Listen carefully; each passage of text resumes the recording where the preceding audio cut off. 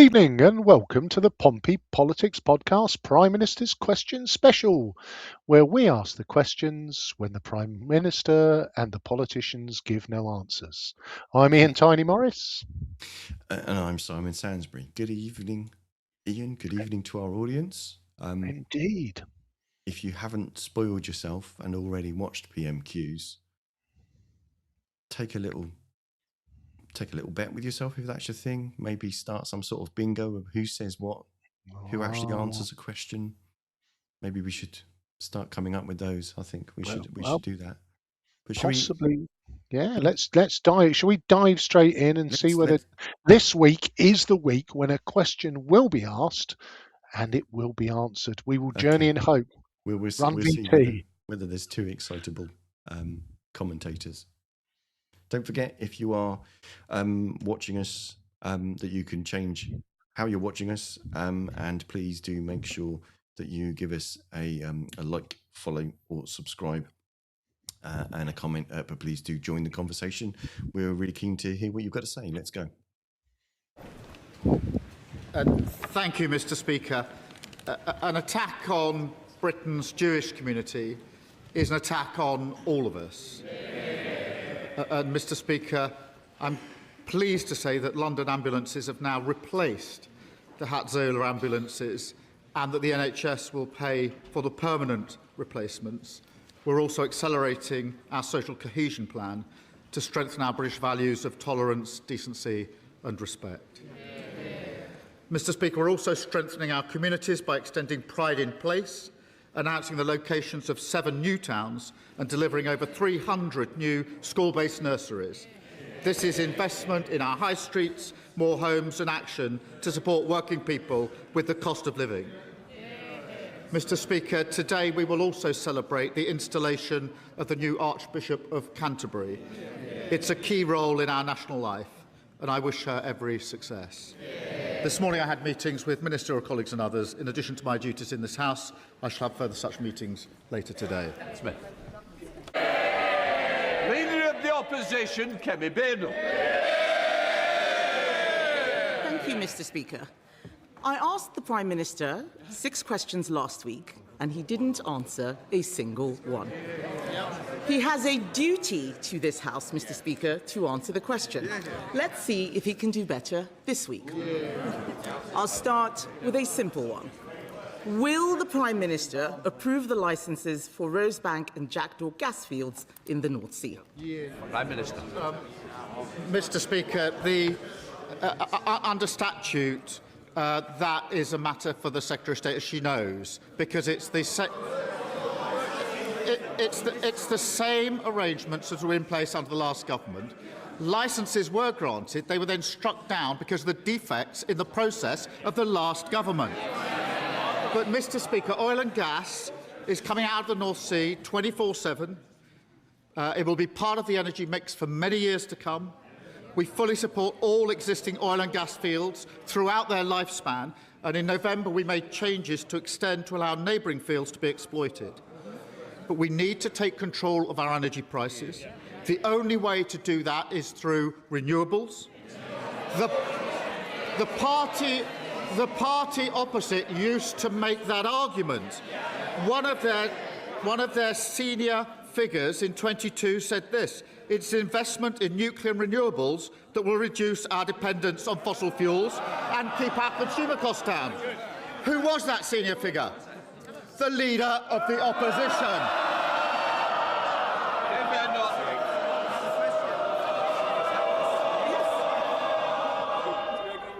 This is not the day to be thrown out with a 2-week break coming. Kemi Beno.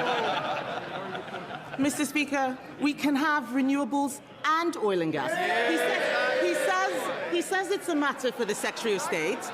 He says it's a matter for the Secretary of State. I thought he was the Prime Minister, and he loves to hide behind legal process every single time. I wonder, Mr. Speaker, what a Director of Public... What? Have Order. Mr. Yazin, you don't want to test my patience, I'm sure. Kemi Beno. Mr. Speaker, the Prime Minister loves to hide behind legal process. I wonder what a Director of Public Prosecutions would make of the defence. Sorry, I can't produce my WhatsApps. My phone's been stolen. The Jackdaw gas field could be up and running before winter. All that gas would be used here in the UK to heat 1.6 million homes. That is enough to power Norfolk, Suffolk and Essex put together. So will the Prime Minister approve the licences, or is the Energy Secretary running the government? Prime Minister. Mr. Speaker, legislation has been passed. It's absolutely clear that the quasi-judicial duty under legislation rests with the Secretary of State. I really think if she's going to put this challenge to me, she needs to read the legislation. That is the legislation that they applied for 14 years. It's exactly the legislation that they used to put the licences in place, which were then struck down because the process was defective.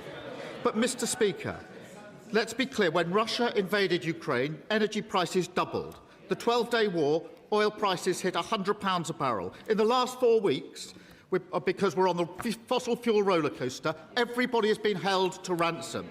The only way forward is to go further and faster on renewables. And the leader... Mr. Speaker, the leader of the opposition's approach is to outsource our foreign policy and let the US decide whether we go to war, to outsource our energy policy to Russia and Iran and let them set the price of energy. I will never do that because it's not in the British national interest. Okay, I'm going to pause it there. So, I think he answered the question. are you shocked? Well, I am. We've been doing this a few weeks now, and it's not been a pattern, has it, that a question was asked and answered? I mean, to be fair, the opening question was a closed question. It required a binary answer of yes, no.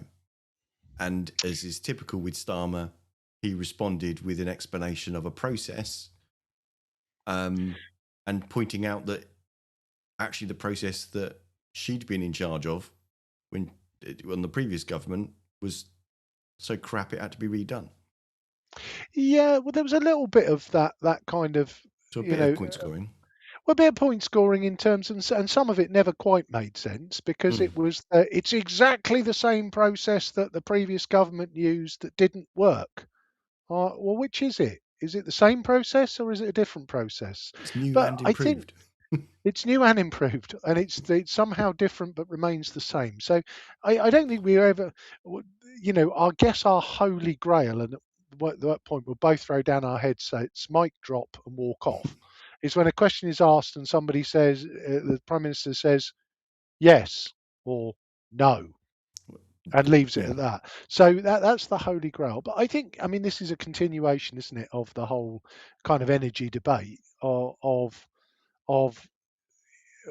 whether in the current situation still or accelerating or reopening or creating some new oil and gas opportunities in the North Sea, as well as pushing forward from renewables, it is the way forward. And I guess it's allegorical of our politics at the moment, that it seems like you either have to nail your colours to climate change is a myth, let's burn some more elephants or lions and use as much fossil fuel as we can, or we can only use renewable energy, or we should rub ourselves with woad and huddle around an open fire.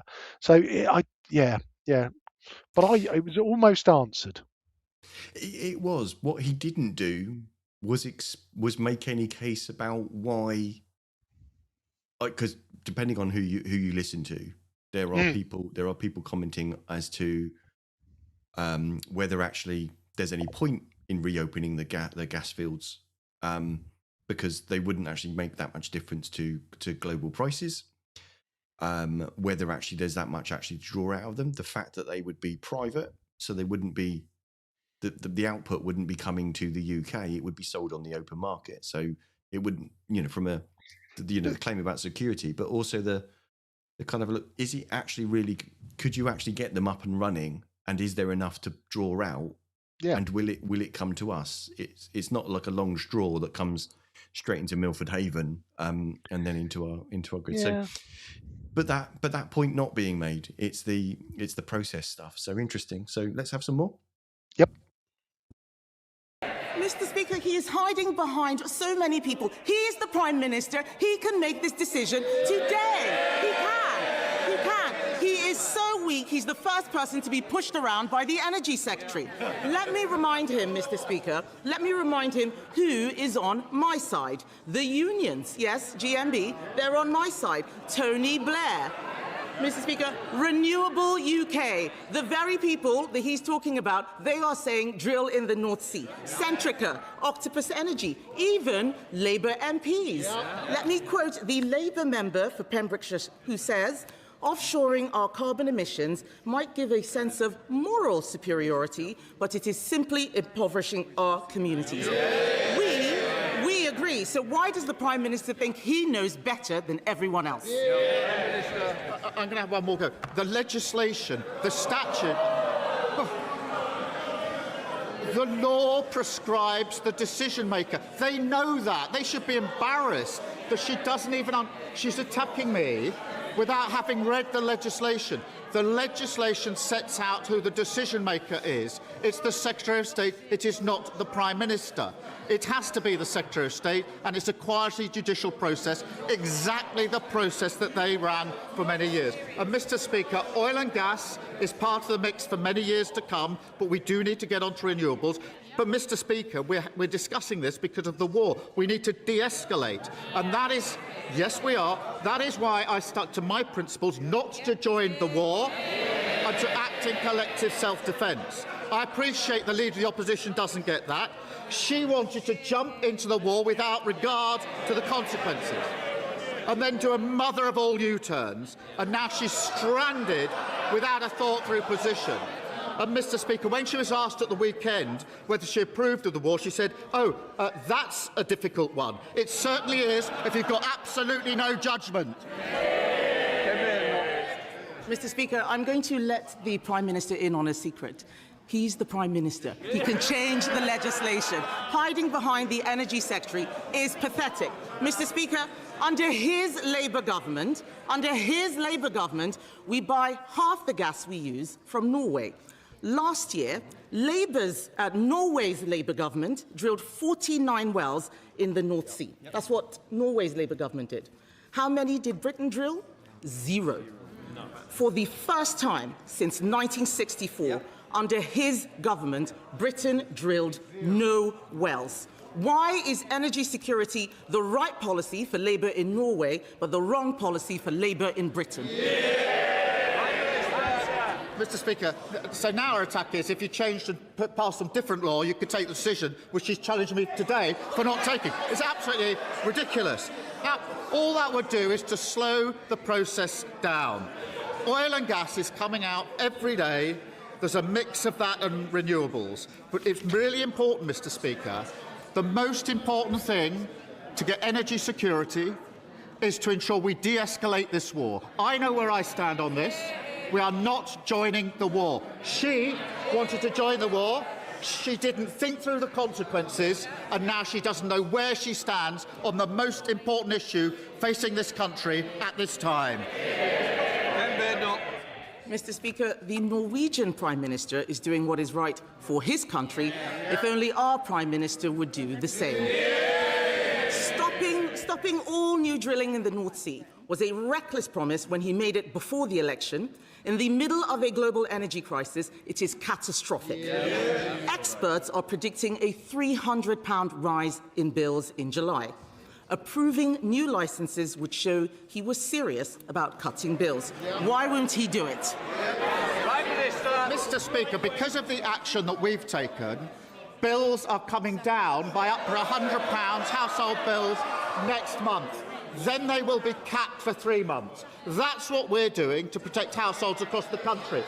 And who voted against it? The Tories and Reform, because they just don't get the impact on working people that we will protect.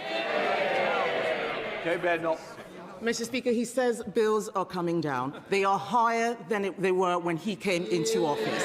And he's talking about, he's talking about what they're doing to help with energy bills. Families and businesses will suffer from the spike in energy costs because of his decisions. He could abolish the green taxes on their bills.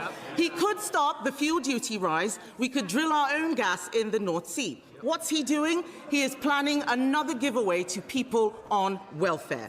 Yet again, he's taking money from those who do work to give to those who don't. First, we had the budget for Benefit Street. Now it's the bailout for Benefit Street. Doesn't this just prove that they've given up being the Labour Party and they're now just the welfare party? Mr. Speaker, the spike... they're the ones that double spend on welfare, Mr. Speaker. They're the ones with a broken system. And when we tried to mend it, what did they do? They voted against it. Order. Mr. Dewhurst, you're tempting my patience. Thank you, Prime Minister. Mr. Speaker, she talks about the spike in energy prices. That's because of the war, which I say we shouldn't join, and she says we should join without following through on the consequences. And time again, she gets the big calls absolutely wrong. She wanted to drag us into the war. She got that wrong. She opposed taking control of energy security, and she got that wrong. She opposed our decision to cut energy bills, and she got that wrong. And she seriously thinks that'll make her relevant, and she's got that wrong. Debbie Abrams. So,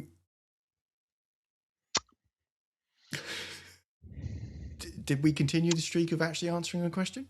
No, we didn't. And we got into that.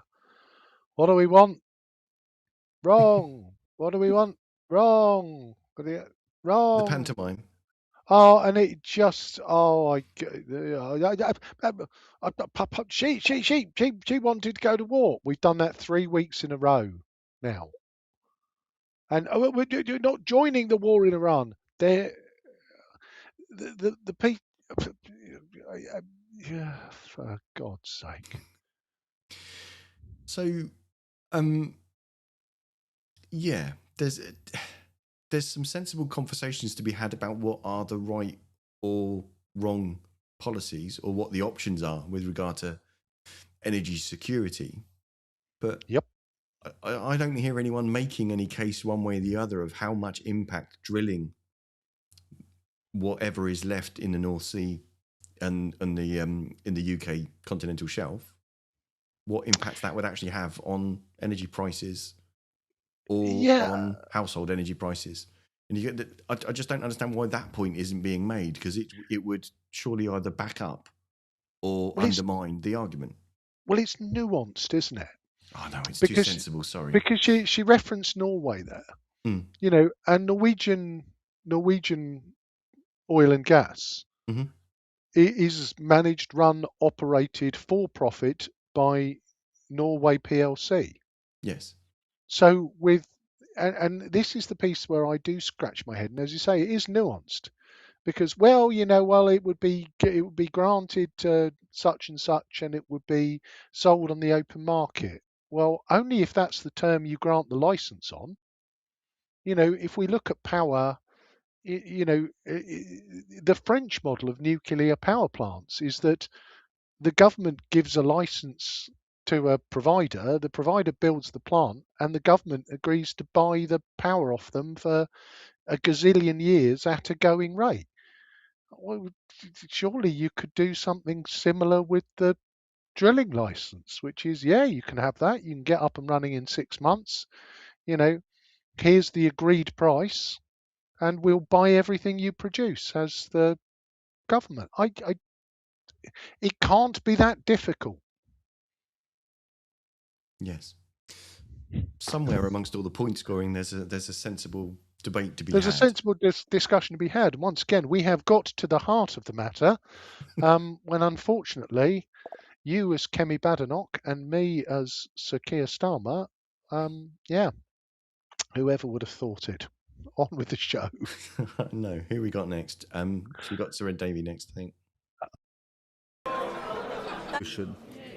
Leader of the Liberal Democrats, Sir Ed Davey.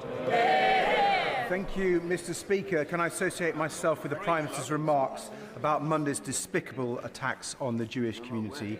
Anti-Semitism has no place in our society, and given the potential links with the IRGC, I hope the government will move faster to prescribe them as terrorists. And Mr. Speaker, as a former Secretary of State for Energy who granted licences for oil and gas exploration, can I make a judgment on this argument? The Prime Minister is actually right, and the Leader Opposition is wrong.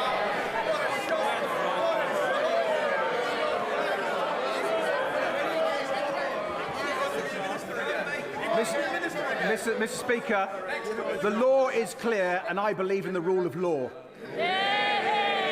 Mr. Speaker, just before President Trump posted about his supposed negotiations with Iran on Monday, traders made hundreds of millions of dollars of extra bets on oil futures. This looks like Donald Trump giving his mates insider information so they can make themselves richer, while his illegal war in Iran makes everyone else poorer. This looks like corruption of the very worst kind. Does the Prime Minister share my fear that Trump is making his war decisions based on what enriches himself and his friends rather than what makes peace in the Middle East? Prime Minister. Well, can I thank him for his verdict? At least he's read the law that she obviously hasn't read. But, Mr. Speaker, in relation to the traders, we've seen the activity there. What I can say is that all of my decisions are based in the best interests of our country, and that's why I've decided that we will not get dragged into the war, unlike the Leader of the Opposition, and I've decided we will act in collective self-defence of ourselves and our allies. And so I comment on my actions, and they're the principles behind my actions. Red Davey. Mr. Speaker, if Trump's war pushes up energy bills by £500, the Chancellor's very narrow plan simply won't cut it. And while I don't fall for the crocodile tears of the leader of the Conservatives, who cheered on this illegal war without a thought for the impact on people's energy bills, and the government is right to reject repeating Liz Truss's blanket cheque approach.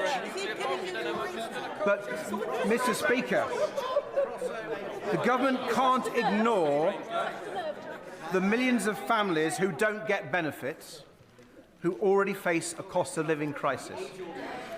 So can the Prime Minister at least guarantee to all those families and pensioners that he won't let their energy bills go up by £500 this year? Let me say my verdict. He's right about the Leader of the Opposition wanting to join the war, and she's wrong about that. At least he's read the legislation that I'm being challenged on. It does help. It does help. At least he's right.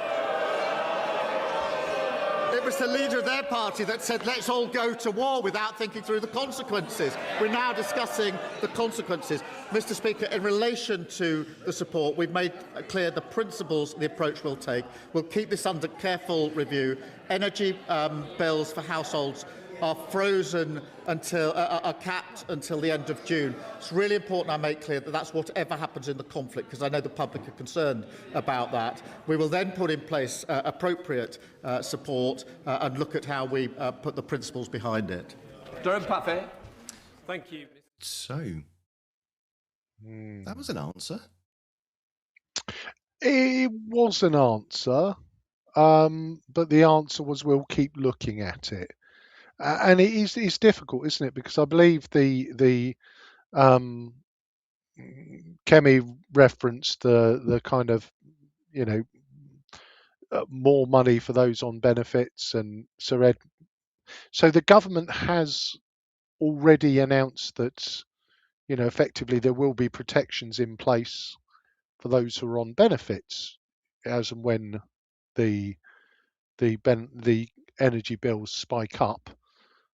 But in answer to Ed's question of what about those people who aren't on benefits, that one was very neatly dodged with "we'll keep everything under review." Yeah, I mean, I guess on one hand you could argue that if the President of the United States wakes up and changes his mind, then lots of things can change very, very quickly. Well, and that was the gotcha question, wasn't it, from Ed? Which is that, and again, without going down that particular rabbit hole, Trump is sounding more and more like the mad granddad, mad uncle, just mad. Yeah, and the kind of that sort of rather foolish narrative of is he looking to make him and his mates rich? No, I don't think he is, but I do believe he's being played like a banjo by people behind the scenes. I don't think he's making his own. Well, I mean, for me, he's literally becoming incoherent as a leader. Yeah, but if he's not, to be fair, someone clearly is because somebody is. Someone that has an inside track and knows what's going on. Yeah, and it's that thing. If you surround yourself with sycophants and and kind of second-rate talk show hosts, Pete Hesketh, the whatever he is of war, is a Fox News anchor, and if you're surrounding yourself by toad-faced weasels, then don't be surprised if some of them are tipping the mate of a mate of a mate some kind of information. But yeah, the danger is the world's largest superpower is kind of being run by somebody who is not in control of their faculties. He's not, no. And I think that whole thing around obviously Joe Biden was showing some signs of frailty towards the end there. But I don't think Trump is any better, in terms of mental capability. And it is scary. And obviously, you're I and we'll all agree with Sir Keir Starmer on this one, making flippant comments about the President of the United States just isn't the behaviour of a UK Prime Minister, even if the President of the United States keeps making childish and flippant comments in front of and about other heads of state. Yeah. Did you pick up on the taunting from Leader of the Opposition, Kemi Badenoch, basically telling Sir Ed Davey not to keep sucking up? I don't know if you heard that. I heard something in the background. That was Kemi Badenoch. Ah, brilliant. So I did hear at the very start, somebody stood next classroom, wasn't it? It was like, oh, stop. Yeah, stop toading up. Yeah. But there was somebody, and I don't know who it was, there was a female voice just as Ed started, who was obviously close to the microphone. Here, and it's like, calm down. It's like, oh God. So that was Daisy Cooper, Deputy Leader of the Lib Dems. She's awful. So no, it's right. So I know we normally only include leaders of parties, but because have we got a guest star? So because this one leads very, very nicely into the contribution from Nigel Farage, you'll see why I've included it, but also because it's from the Labour MP for Southampton Itchen, so it's quite local. So I thought I'd test the boundaries and include it. So it's Darren Paffy. So let's play that one. Speaker, and can I associate myself with the Prime Minister's remarks on the terrible Golders Green attacks? Mr. Speaker, rebuilding trust and integrity in our democracy matters deeply to my constituents in Southampton. Shamefully, it doesn't matter at all to some, particularly the senior Reform UK politician who has been convicted of taking bribes from Russia. Does the Prime Minister agree that there has never been a more urgent need to defend our country from hostile forces who would try to undermine our democracy? And will he set out what concrete steps he is taking to crack down on foreign interference in British politics? Prime Minister. Can I thank my honourable friend? He makes a powerful point. Mr. Speaker, the Communities Secretary will make a statement later on the Rycroft review, which sets out the stark threats posed by illicit finance. I can tell the House we will act decisively to protect our democracy. That will include a moratorium on all political donations made through cryptocurrencies. I hope that will be welcomed across the House. There is only one party leader has shown he will say anything no matter how divisive, if he's paid to do so. Nigel Farage. Thank you, Mr. Speaker. Smash the gangs. That is what the Prime Minister promised us. Trust me, I will stop the boats from coming. But 70,000 later, and 1,000 in the last week, and too many young men that pose a threat to national security, is it not time to admit Smash the Gangs has been a total abject failure, along, frankly, with most of his other policies? And isn't it now time, he told us, as summer approaches, what is Plan B? Prime Minister. Well, Mr. Speaker, this is from the man and the party that voted against giving law enforcement counter-terrorism style powers to tackle them. So he wants the grievance, he doesn't want it sorted. And he has absolutely no judgment. He again said, let's join the war, let's all go to war. I want to make it perfectly clear he wants the war. A week later, screeching U-turn, we don't want to go to war. And he says, trust his judgment. Mr. Speaker, it's hard to take anything he says seriously. He promised lower tax, and now reform councils are hiking council tax by 9%. In Worcestershire, this is what he said about Worcestershire. He said, we took control of a virtually bankrupt council. I wish we hadn't bothered. He asked for people's votes, and then he abandons them. Reform don't want to solve problems, they only want to exploit them.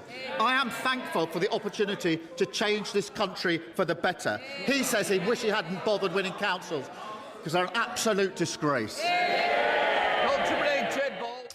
So that's it for our clips. But I saw from your reaction, you could tell why I left it in.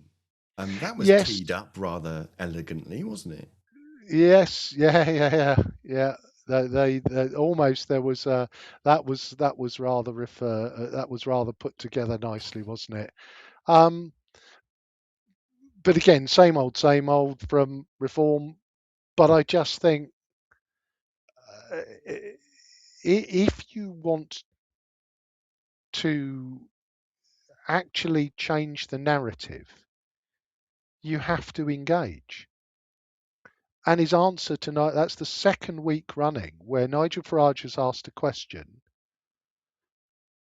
and all he's done is said, oh, Nigel Farage wants to join the war, and Nigel Farage is a wanker, and Nigel Farage doesn't know anything. And look at Worcester. Oh, Worcester. Paraphrasing slightly, but yes. Oh, wanker. And you just think, I'm sorry, but whether you agree or not that it's an issue for lots of people. And it's something the government are spending lots of time dealing with. So what is the sensible answer? What is it? What are the counterpoints that you make that disprove that argument? What are your, or say why you have got control of it? Absolutely. It was one of Rishi's 6 or 5 or 7 stop the boats. And, in a 3-word acronyms, it was smash the gangs. And, if the numbers aren't where the numbers should be, then it's a valid question to ask. And as you say, whilst it is not the biggest issue that faces the country, it's an issue for a lot of people. And just ignoring it with that childish, he wanted to go to war. It's not going away. If anything, the politics of the last 5 years has told anyone anything. But 9 years. I'd argue 9 years. Yes, you're right. Crossing your arms and hoping it would just bugger off. It's not going to. Are we going to get to a point where the PM is just going to say war? What is it good for? Absolutely nothing. And say it again. My old friend Edwin Starr. I met him. I met him once at Twickenham. Long story, but which we won't go into. So I think once again there was almost the hope of a question being answered. Then it wasn't. The vast majority boils down to poo stink you smell. You wanted to go to war and I didn't, which means I'm clever and you're not. And an absence of bungee cords from Ed Davey. And we will live in hope of one day that yes or no answer might come. But tonight, you've been listening to the Pompey Politics Podcast, Prime Minister's Question Special. I've been Ian Tiny Morris. And I've been Simon Sainsbury. Thanks very much, everyone. See you soon. Enjoy your Easter.